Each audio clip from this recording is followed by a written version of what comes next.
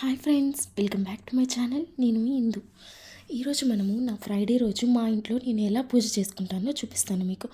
ముందుగా early morning పాపని 7కి అంతా స్కూల్కి పంపించేస్తామన్నమాట. పంపించేశాక నేను గడపకెళ్ళ పసుపు కుంకుమ అన్నీ పెట్టేసి ముగ్గు వేసుకుంటాను. నాకు ముగ్గు పిండితో ముగ్గు వేయడం అంతగా రాదు. సో నేను వేస్తే చాక్తో వేస్తాను, లేకంటే ఇది శుద్ధ అంటారు, శుద్ధతో వేస్తాను అనమాట. ముగ్గులన్నీ ఇలా వేసుకున్నాక తర్వాత నేను ఫ్రెష్ అప్ అయిపోయి నేను ముందు రోజే పటాలన్నీ తుడిచిపెట్టుకొని పూజ రూమ్ అంతా క్లీన్ చేసుకుని ఉంటానన్నమాట. సో ముందు రోజే పూలు కూడా కొనుక్కొని వచ్చేస్తాను. అలాగే దేవుడికి కావాల్సిన కొబ్బరికాయ ఆకులు ఇలాంటివన్నీ కూడా ముందు రోజే తీసుకొచ్చేస్తాను. ఇవన్నీ నా పూజ సామాన్లు. వీటికి అన్నిటికీ పసుపు కుంకుమ పెట్టుకొని పూజ చేసుకుంటాను. ముందుగా నేను ఒక ప్లేట్లో అన్నపూర్ణాదేవిని, లక్ష్మీదేవి, వినాయకుడు, వెంకటేశ్వర స్వామి, చిన్ని కృష్ణుడు ఇవన్నీ పెట్టుకొని నేను ముందు పసుపు కుంకుమ అన్నీ పెట్టేసి పూజ చేసుకుంటాను. ఇది గంధం పేస్ట్ అంటారనమాట. సో గంధం పేస్ట్ పెట్టేసి తర్వాత నేను కుంకుమ పెడతాను.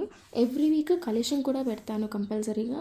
అంటే థర్స్డే ముందు రోజు తీసేసి అన్నీ క్లీన్ చేసుకుని మళ్ళీ ఫ్రైడే మార్నింగ్ పెట్టేస్తాను. అలాగే అమ్మవారికి కావాల్సిన తాళిబొట్టు, నల్లపూసల దండ ఇవన్నీ కూడా అరేంజ్ చేసుకొని దేవుడి రూమ్లో పెట్టుకుంటాను నేను.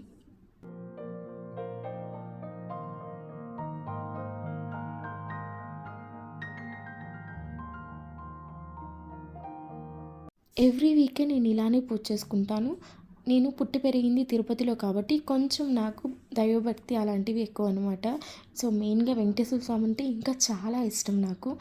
బొట్లు పూలు అన్నీ పెట్టుకున్నాక మా పాప దేవశ్రీ తను నన్ను మమ్మీ నాకు పాయసం చేసి పెడతావా అని అడిగింది. సో నైవేద్యానికి పెట్టినట్టుంటుంది, తను అలాగే వచ్చినాక తనకి ఇచ్చినట్టు ఉంటుంది కదా అనేసి నైవేద్యం కూడా ప్రిపేర్ చేసేసాను.